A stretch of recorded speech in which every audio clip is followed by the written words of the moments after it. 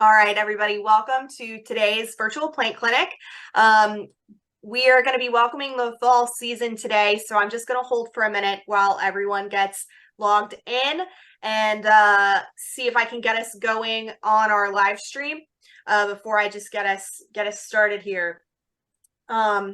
All right, this looks pretty good. See people logging in there. All right, so for anyone who's new, welcome to our virtual plant clinic. David is joining us today, as always, to discuss basically the oncoming of fall, as I understand it.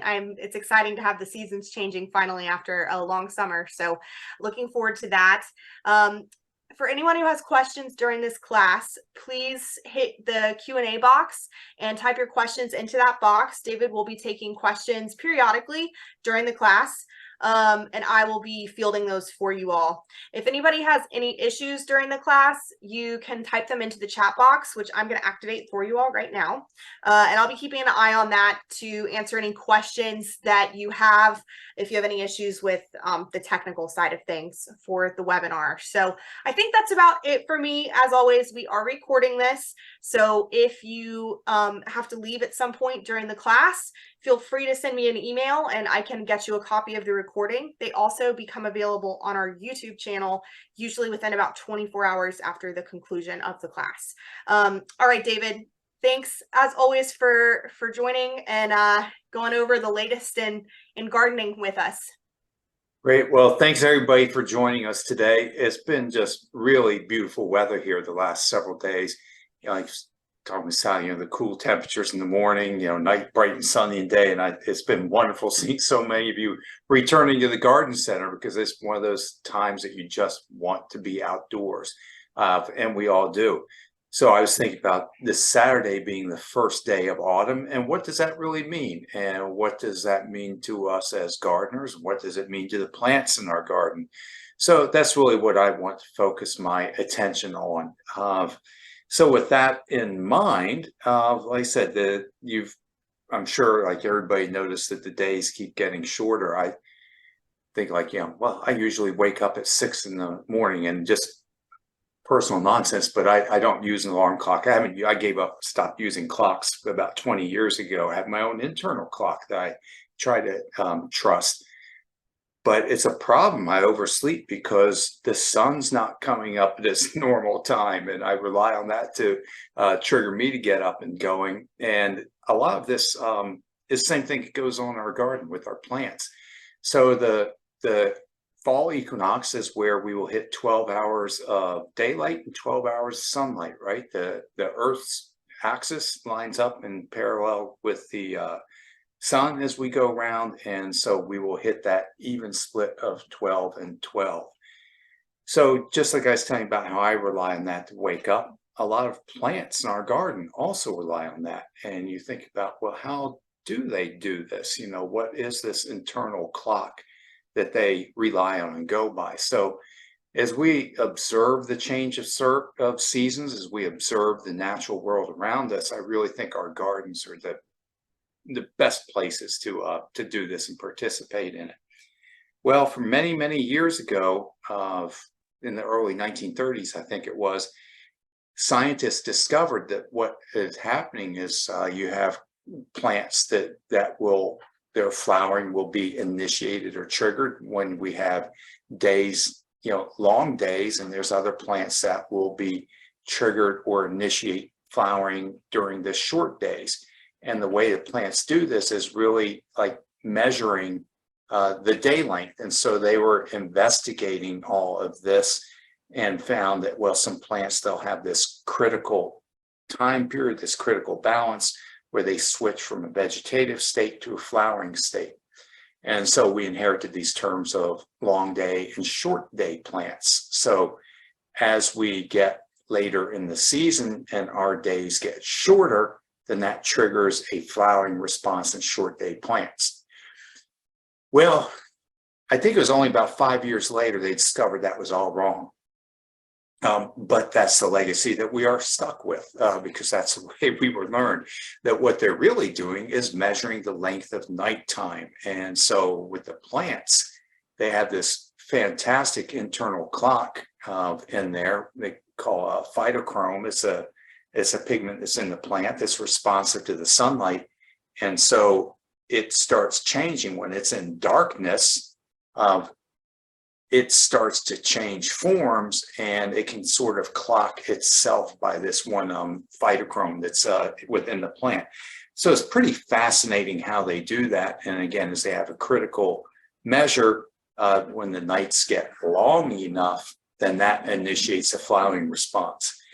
And that's what's happening in our gardens now. If you were to go out and start looking around, really looking closely, and I encourage you to do this. If you were to go look at a dogwood tree, for example, you will see it has already set up its flower buds. It's formed flower buds in the month of August, even still developing as we go into September, but it's getting that set up to bloom next spring. If you look at viburnum, you look at azaleas, rhododendrons, a lot of our spring flowering shrubs, they have already initiated their flower buds for next spring's bloom. But there are also a lot of our favorite plants in the garden that this triggers and initiates a flowering response. So we're in perfect weather conditions. It's great to be outside. We had some rainfall, some moisture back in the ground. And what I'm trying to tell you is this is the time to go out and plant. You can be planting grass seed. You can be planting annuals, perennials, trees, shrubs, bulbs. It's like, just go for it right now while conditions are great. So my goal here was to introduce to you a few plants that are in their peak bloom right now, because I don't like to see this as the end of a season. It's kind of the end of summer, but it's that new beginning as we start to go into fall. So some of these that are best known to us would be, I have this goldenrod showing right in here.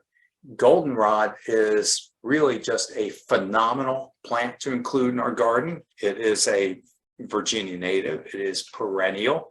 And many people for many years considered it a weed because they can get tall and leggy in the garden. But now that we recognize its ecological value and say this is one of the best plants that you could have in your garden to serve pollinators, because each one of these bright little yellow stars that are along there is a cluster of blooms, and it's producing a lot of pollen and nectar for a lot of bees that need that as they're storing up food reserves going into the winter time. And I have this one in my garden of this one they call fireworks. I really think that's just charming. It's delightful. I mean, it's covered with thousands of buds that's on there. It can get a little tall and leggy. So I think the thing to do is put it not in the front of your garden, but put it a little bit of the behind another layer of plants a little bit further back so that it can open up in this nice wispy form and give you great reliable flowers that, again, is just so wonderful for us at this time of year. So that would be an example of a nice native perennial. Asters, also, again, these are both in the aster family. You'll notice in late summer, a lot of these different asters come into bloom. So these are what we call sort of these long night or short day plants, where that's what triggers their flowering to occur later in the season like this. This same type of thing goes on. Let's say here I've got a rudbeckia. Again, this I'm selecting some native ones. This is another native rudbeckia that's just coming in this full bloom right now. Again, that's just that just has to cheer you up. And again, these are tough as nails, and it's an ideal for planting them in there. So those are a couple of perennials, and there's many, many more. Just because I took the time to bring them in here, so now I have to show them off. But the anemone, this is the Japanese anemone. Again, a beautiful woodland wildflower. This is one that actually does best in part shade. So if you don't have full sun, this will give you some great late season color. In the sort of the woodland or shade garden, you get this nice pink. You can get them in white. You can get single flower, double flowers. One thing I'll say with the anemone, some people complain because they spread. They might have this underground rhizome, and they spread and they start popping up here and there. Not to the point where I don't consider it a garden thug. I don't see that as a problem. I see that as kind of an asset. But some people have complained about that. We also have annuals. So I just let off some perennials. But celosia, and when I say annuals, of course, the freezing temperatures will kill these. So they die each winter and have to be replanted each spring. But these are both celosia. You can see the variety of flower forms are on there.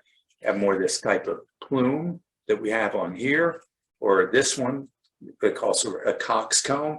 Really distinctive flowers. But again, they normally blossom at this time of the year. They hold up well into the chilly weather, but when we get into actual freezing temperatures, they will peter out and die, and then you can be ready to go with something next spring.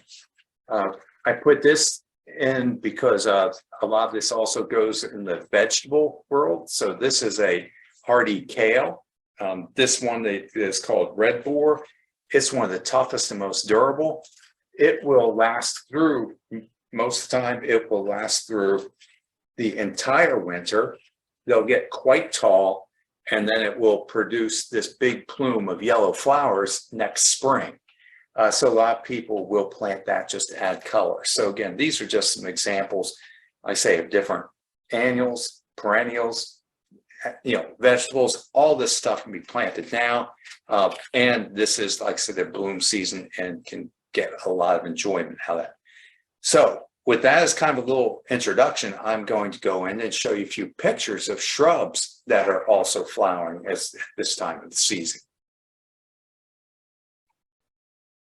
So this was, before I jump into shrubs, I'm glad I'm looking at this. I want to talk to you a little bit about chrysanthemums. The chrysanthemums that you saw behind me on the set, they were bred for these really elaborate flower forms and huge range of flower colors.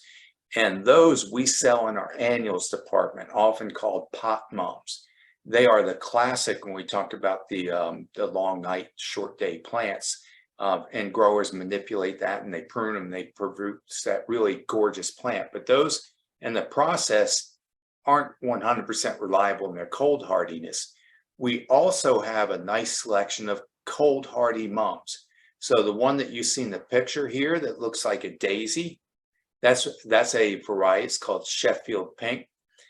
I started this literally from I think it was about 4-inch pot that I had bought in perennials and put it in there. And over a period of a few years, that has spread into this huge clump that you see here. It will start out a little bit of a rosy pink and then goes to this kind of white daisy. Now, these chrysanthemums are absolutely tough as nails. They're rock solid. You can put them in your garden. They're perennial. They come back each year. I tend to trim them about once in let's say June, July time period to maintain their density that's in there. And sometimes I thin them out a little bit so they don't take over the garden. But we have these kind of get white, pink, some yellows. So again, that would be another really sturdy perennial. They have not started blooming yet. They start flowering for us maybe at the end of this month, but they will go pretty solidly even into November. So that's a nice way to really bring some late summer, early fall color into your garden. Now I will go into the shrubs and talk to you a little bit about camellias. So camellias, we put them into a couple of really broad categories of being either the fall bloomers or the spring bloomers.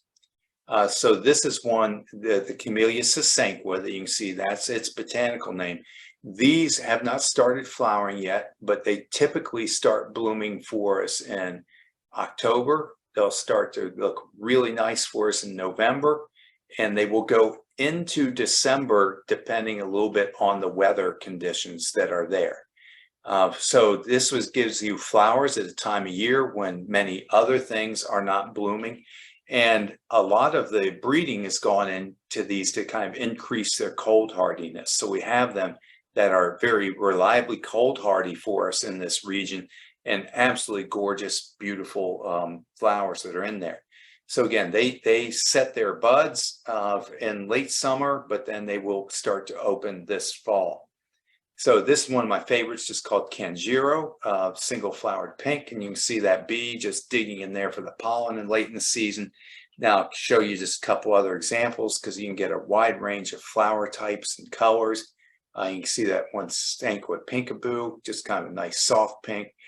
I have this tendency, my personal preference is towards these single flowers. Again, I just like the simplicity of the blooms, and you can see my bias in the pictures.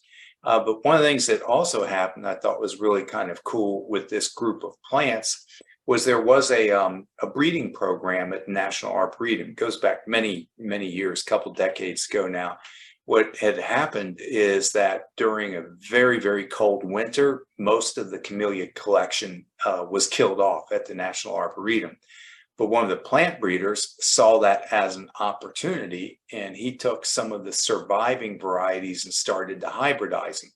So when you see like the Camellia Winter Star, that X tells us it's a hybrid.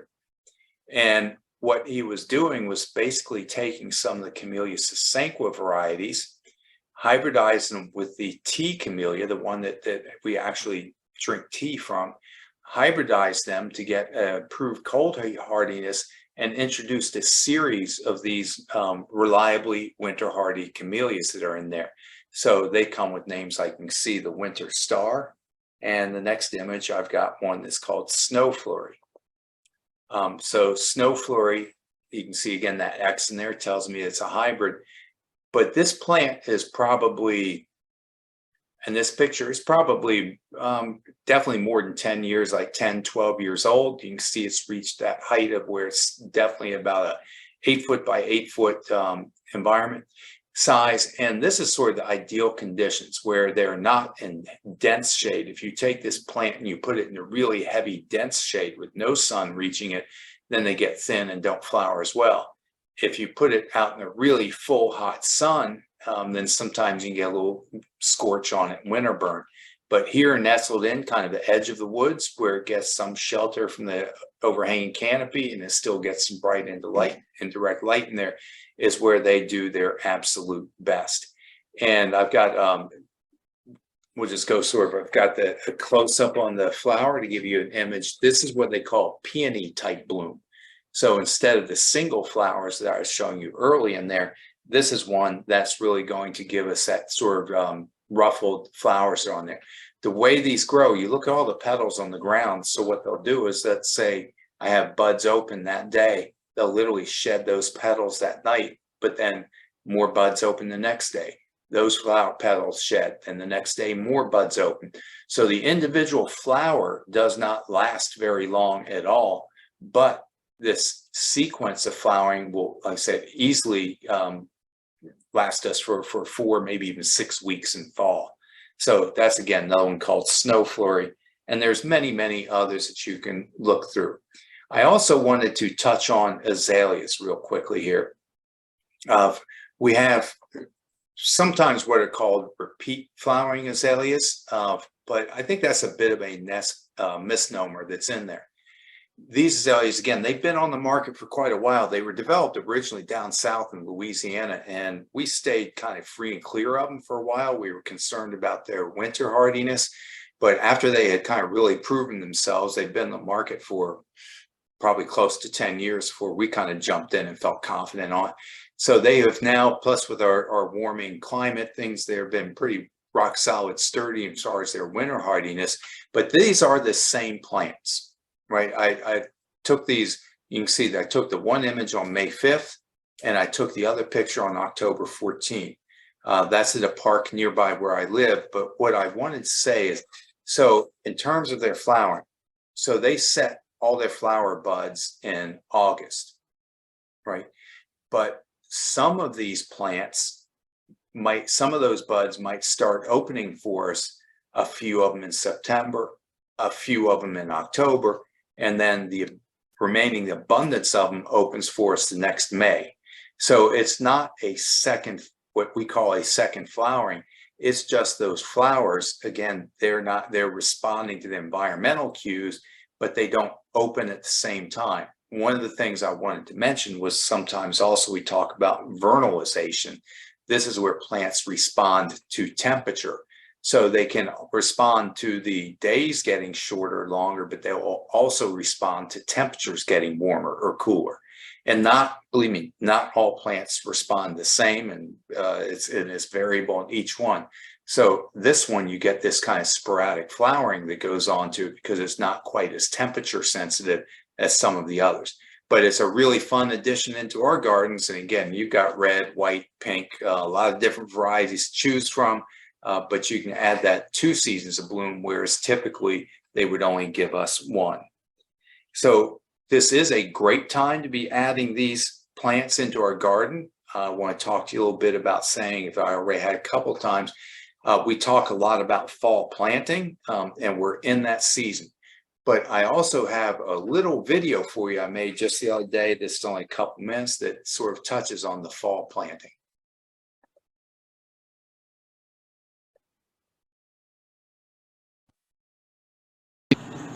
Hey everybody, we've all heard fall is for planting. And as we go into the fall season, we start to anticipate cooler temperatures, moist conditions, and an ideal time to plant trees and shrubs. Well, the reality of it is you can plant any time of year, but during that establishment period, we have to take ownership of the watering on there. A tree like this will take 2 or 3 years to get its roots fully established.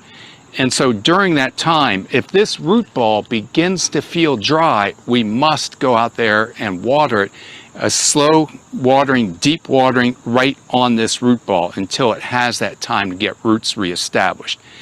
Now, historically, we have been able to count on that moisture and the cooler temperatures as we go into the fall and the winter, and nature's taking care of that for us. But I remind everybody that last year we went through December, January, February, no rain, sleet, snow, no moisture at all, and we had temperatures that were 40, 50, 60 degrees. So we had trouble with plants drying out even during the winter time. So absolutely, I want you to go out and plant this fall, but absolutely, even through the fall and the winter, it's our responsibility to check on these new plants and water them as needed. Great. Well, if you do have any questions about the plants we've discussed, planting at this time of year, anything like that, we definitely want to hear from you. So please send your questions into Sally. And let me ask Sally, do we have any questions at this point? We sure do. And if anyone else wants to start sending their questions in, now is a good time. We'll get to as many as we can today. So, all right. Our first question goes back to the asters. If you have asters in your garden, is there a good time to divide them up? So the best time, and again, I always qualify this because there's never any only time. I mean, plants are so forgiving. But I would say the very best time would be in early spring when they first start to come up. I don't want to do it now only because you're really going to disturb the flowering on there. So, I mean, it's a good time of year as far as the weather goes to do it now, but you're going to interfere with the flowering. So if you can wait until spring, wait until spring.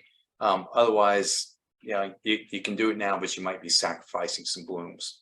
Gotcha. Okay. Next question.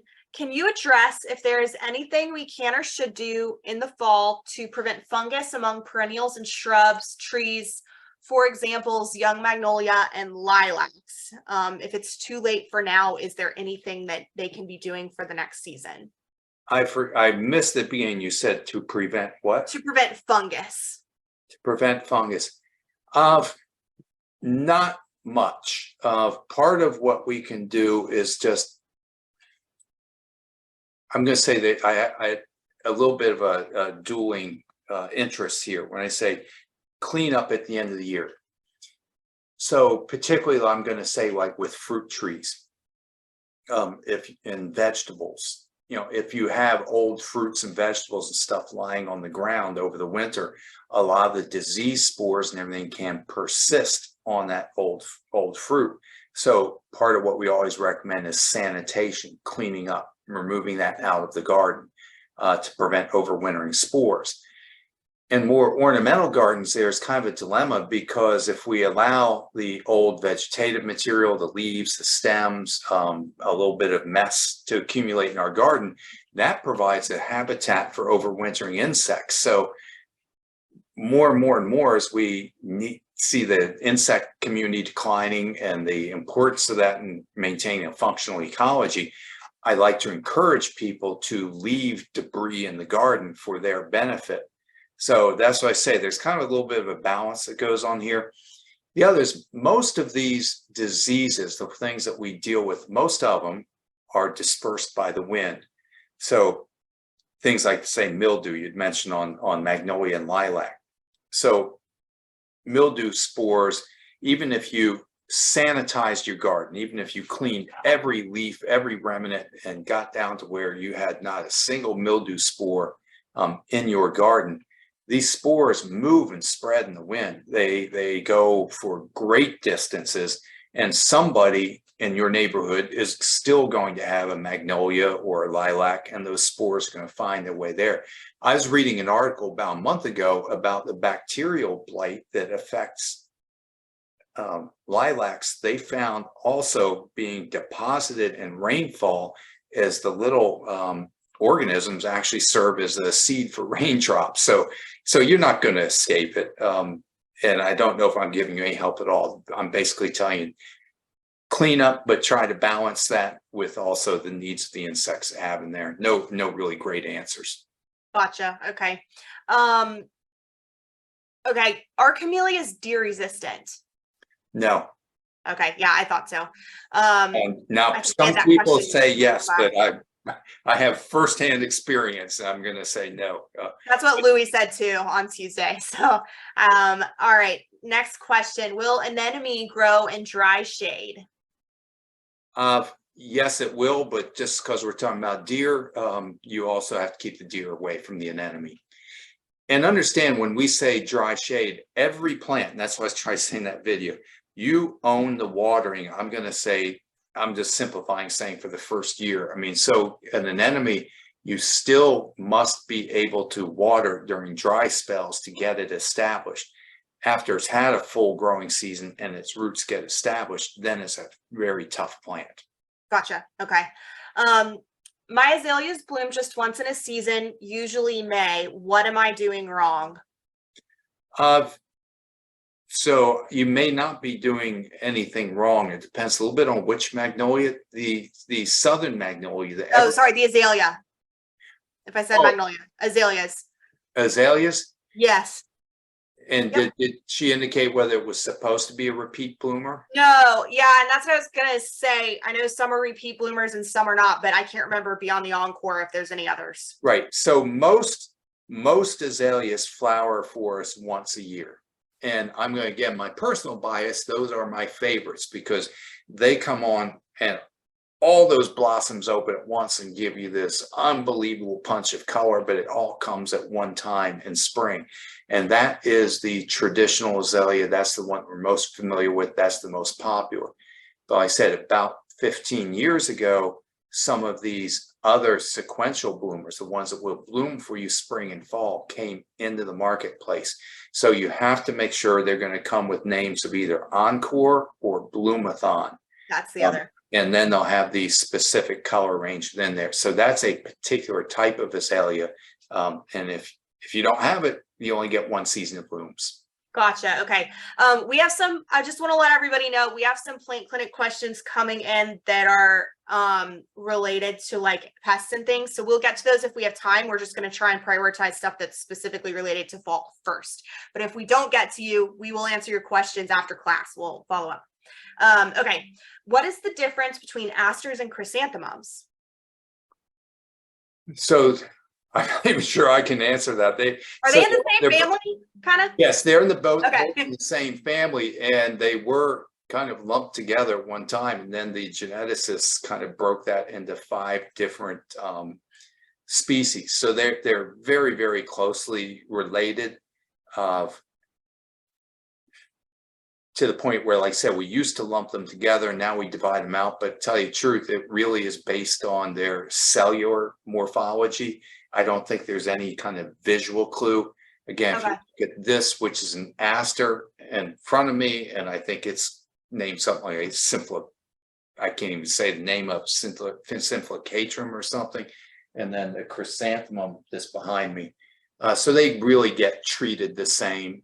It's mostly literally on a cellular level.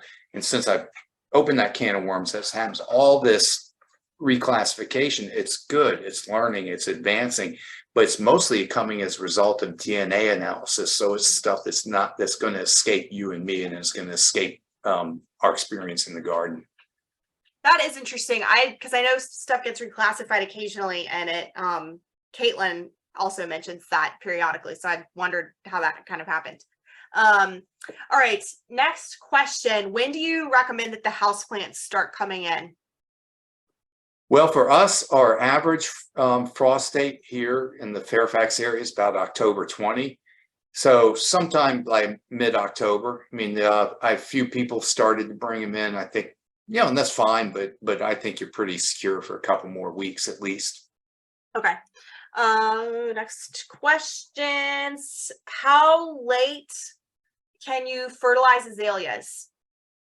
I do not want to fertilize them now. Too late. Okay. My view on this is they have pretty much stopped their growth for the year. They produced their flower buds.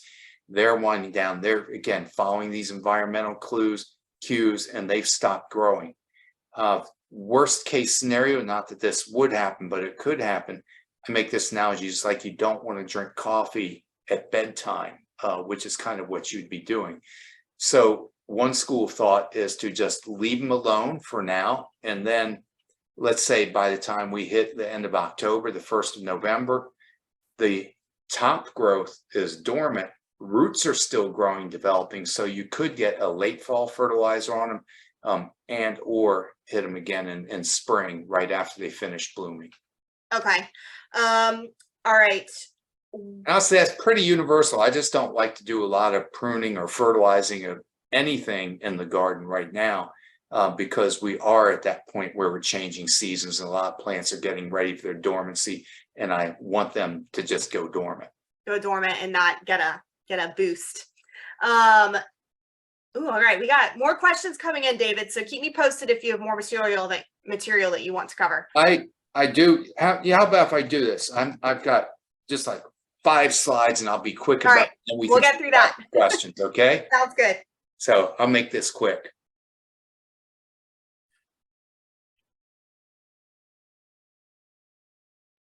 So we're talking about azaleas.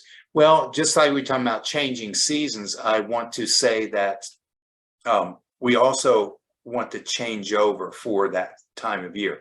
So this is what I call the tough love in the garden.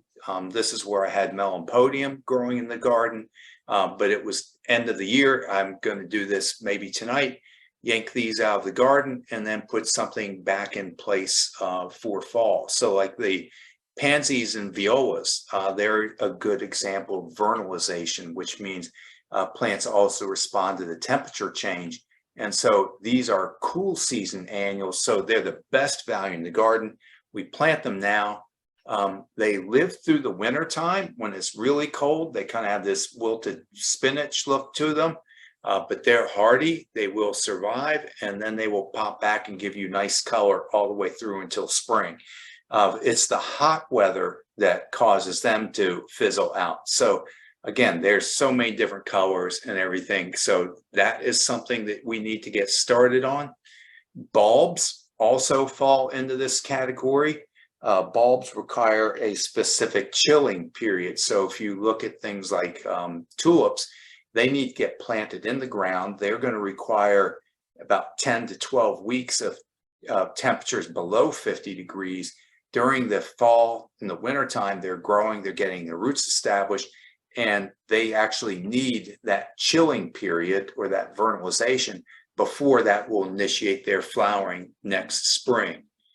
So they're great in pots and containers, and great as basically any kind of spring display. So that last of little shows, but I wanted to make sure we got a fair time to like bulbs and pansies and flowers and shrubs and trees and everything. So now we can go back to our questions. All right, back to questions. Okay, we have 2 questions on this. Mealybugs. What is the best way to treat for them if you're dealing with them? Mealybug, and I've because again, I'm probably repeating myself because we get this question time to time. The thing I want to emphasize about mealybug is they can live up to 5 weeks outside of the pot. So what this means is they live on the plant. It's a piercing, sucking insect. Their mouthpiece, the little stylet, penetrates into the tissue, and they suck juice out of the plant.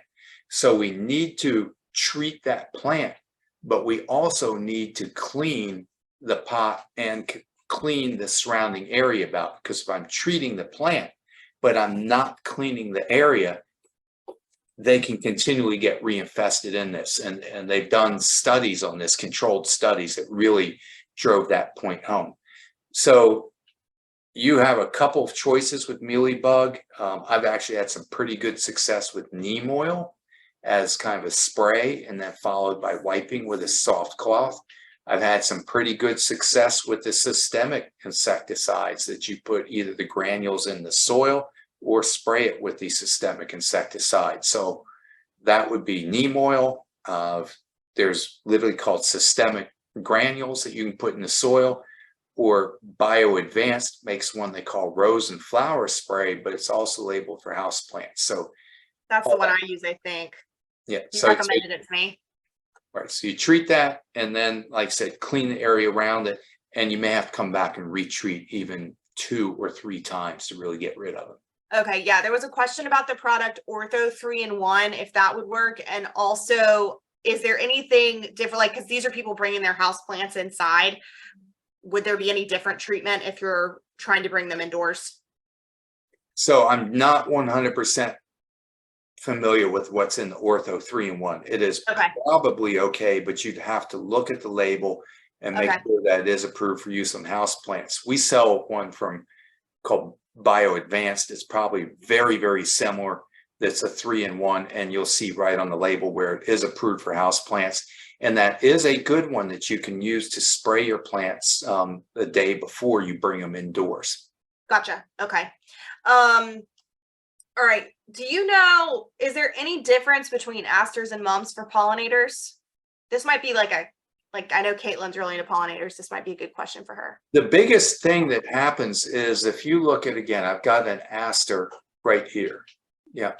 And you might even be able to see there on your screen, it's a single row of petals, and the anthers are very easily exposed and easy access, and the pollinators can definitely get to that. When you start getting, and Yeah, it's more on this is what Caitlin and I talk about. Yeah. Right. When you see how heavily petaled this is, or even more, you get to where there are so many petals in here that the insects really can't reach the floral parts that are in there. So there is a difference. A lot of that is based on the structure of the flower, because they're, like I showed those hardy chrysanthemums, they have a very simple daisy-like flower, and all those flowers are available to pollinators and they serve well. But if you get these at these very heavily petaled forms, then they just physically obstruct the insect's ability to reach them, and they are not as effective. Yeah, it's so interesting.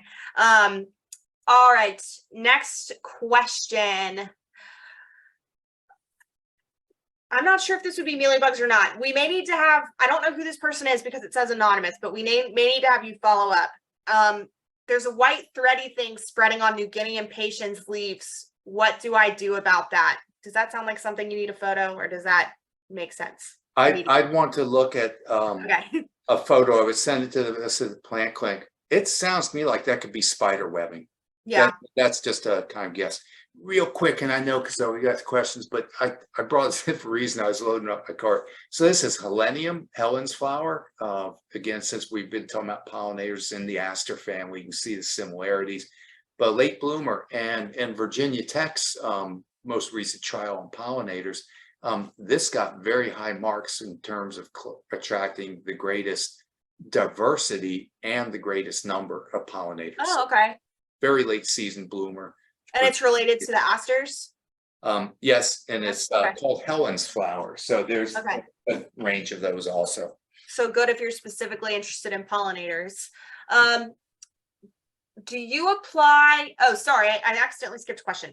What is the latest time of year you would consider safely doing a a fall planting for a full yard? Okay, so this person is getting rid of the grass and they're replanting their yard, I'm assuming with perennials. What time of year would you recommend doing that? Is that something they can do in the fall, or is it going to get too cold? I'm not And that was a little bit, I'm so glad I got that question, because I really just can't say this over and over. The cold is not really the problem. Where we run into winter damage is because of dryness. We have become accustomed to just expecting the rain, the ice, the snow, the sleet to keep our plants watered into the winter time. So this whole concept of fall is for planting, which our industry has promoted, and it's something we practiced for years. I'm at a point of saying, in my own personal opinion, we need to just kind of get a little beyond that. And my message I'm trying to get everybody is you have to be responsible for watering. And I've been working at Maryfield for 27 years. It was an extreme. We had the driest winter we've had in over 100 years. And I have written more replacements for dead plants than I have ever in 27 years. And it's because of this assumption that we would have the water available. So back to your question, I love to plant right now because I still have, the rest of September, October, into November. These roots are growing. These roots are getting a little bit better established as we go into the winter months. And so that does, I think, improve the plant's winter survival rate. The biggest problem we have with winter survival is stuff drying out, because as we go into the holiday season and we shut our water off and we're no longer conscious of what's going on in our garden and we hit dry conditions, that's when things start to go wrong. So you can literally plant any time of year. You can plant, December, January, but you have to take ownership of that watering. And if we're not getting the moisture, then now I'm talking about you filling up buckets in your sink or whatever you need to do and go out there and water. It's not going to be as much. You don't have to water like every week or anything like that, because they're dormant. They're not actively growing. But if you've had, let's say, 4 weeks and there's no rain, no sleet, no snow, and the ground is dry, you need to go water. So anyway, I think I answered your question, but you can plant September, October, November, even into December if you're aware of the watering. Okay. All right. Next question. I'm going to skip to this because we get a lot of questions on this theme, and I know it's important for the fall. The specific question is, what type of fruit trees could you plant now? The general question that we get, of course, is, can I plant trees now? So, what are your thoughts on that? I think you should come and see it. So I haven't gone back to look, but we got a new delivery of fruit trees just a week ago. So we've got a nice selection. I encourage you to do that now. Most of our fruit trees, plums, cherries, peaches, apples, they require this chilling period. That's part I say. They require a period of cold to initiate their flowering next spring. So this is an excellent time to do it. Plus, when the trees go dormant and they shed their leaves, their water needs are greatly reduced. So when I keep emphasizing this watering, we just can't let them go completely dry. But this is an excellent time for planting, and we've got a nice selection. So I would tell you, come in right now. There's no reason to wait. Yeah. And I'm going to add too, just a quick pitch. We actually have classes on fruit trees coming up this Saturday at the Gainesville store at 10 a.m. It's where you can actually go up close and personal, see the trees. And then we have a class done by Paul McLean at our Fair Oak store. I think it's not this coming Saturday, but next Saturday. Check our website for that. His is a little different. I think he usually covers a little more about how to care for the trees rather than, if you're looking to plant and you don't know what type. So Gainesville is going to be really focused on helping you select the tree. So for anyone who's interested in fruit trees, that's my quick pitch for that. Okay, next question. When do you apply wilt proof on plants? So would that apply to like broadleaf evergreens? Right. So back to what I was saying about plants desiccating, drying out in the wintertime. Yeah. The evergreens are really more prone to this because the evergreens, they're transpiring, they're losing water throughout the entire winter. So wilt proof is an anti-transpirant. Basically it's a pine resin you can spray on your evergreens. That's really the only ones I would target. And probably around somewhere between Thanksgiving and Christmas is going to be the time to apply it. I think temperatures have to be above 45 degrees, but that information is on the label. And essentially, like Sally was saying, on broadleaf evergreens, magnolias, laurels, camellias, they're the ones that are most susceptible to drying out. And if you're going to spray wilt proof, those are the ones I would target. Okay. Okay, let's see here. When is a good time to fertilize dogwood trees and boxwood? So it's too late in the year to fertilize, correct? Well, I'm going to Or say again, in my opinion, there's a lot of different ideas on this, but in my opinion, the very best time is going to be in early spring, right at the start of the growing season. So we're talking about, March, April. A lot of people like to fertilize, let's say in November to maybe even early December, because as I said, the roots are still growing even after the top is gone dormant, just not right now. So that could be, you could do it as early as November and even as late as next June. Okay. All right, next question. Ooh, many of my azaleas have leaves that are turning pale and yellow. Is it bugs? Do I need to treat now? Do you need a photo for that or a sample? That's what we really, really do like to see samples at the plant clinic, because, we've had people come in with lace bug and spider mites.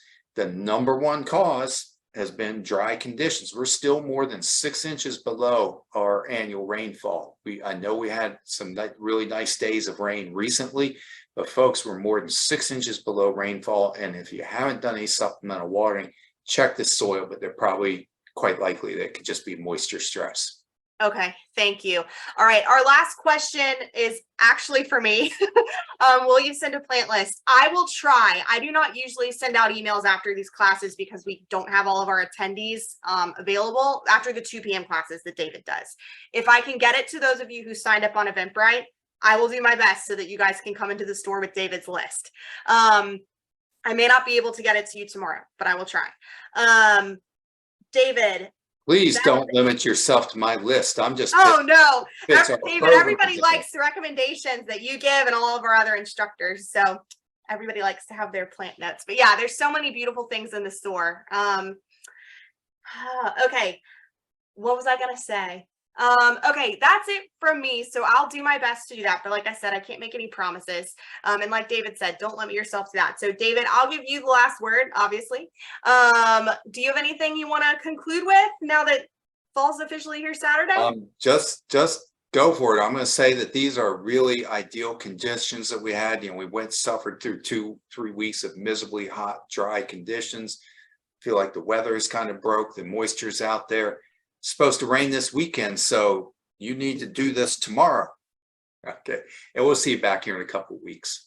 All right, thank you so much. For anybody who needs to email David pictures, I'm going to take just a minute here and send my email out because I'm getting a couple of questions on that. We recommend whenever possible that you come into the plant clinic or give them a call so that they can talk to you directly. But if you need to, you can always email me. I will forward those to David to have a look at. He or another member of the plant clinic. We're happy to do that. Samples are always the best option. Is that right, David? Yep, and I'm at the Merritt store in Maryfield, down Gallows Road and Lee Highway on Saturdays, and I'm here at the Fair Oaks location Tuesdays through Fridays. So definitely, yeah. And like I said, we got a great team of experts. You come in anytime. Yes. Yeah, we have a lot of excellent people at our plant clinic. So it's not only David. David is definitely one of our email people who does the most emailing and teaches our online classes, but the whole team is excellent. All right, well, David, thank you so much. Gosh, I can't believe the fall's officially here in a couple days. That's it for me. I'm sorry, do you have anything else you want to close with? I'm getting a little sidetracked here with questions. No, thanks for joining us, and we'll see you. All right, thank you all. Have a great afternoon. Bye.